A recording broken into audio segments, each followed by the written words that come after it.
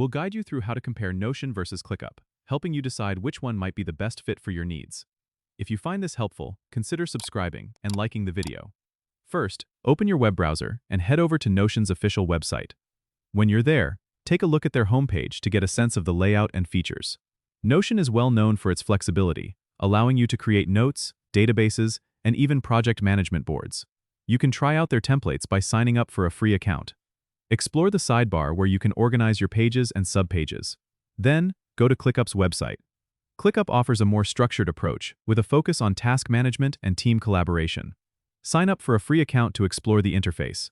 You'll notice ClickUp has a task hierarchy, including spaces, folders, and lists, which helps in organizing complex projects.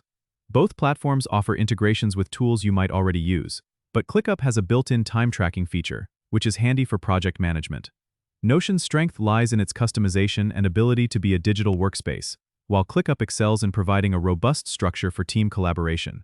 You need to consider what you're looking for. If you want a customizable workspace, Notion might be for you. If you prefer a structured project management tool with robust features for team collaboration, ClickUp could be your choice. Don't forget to subscribe and comment if this helped you out.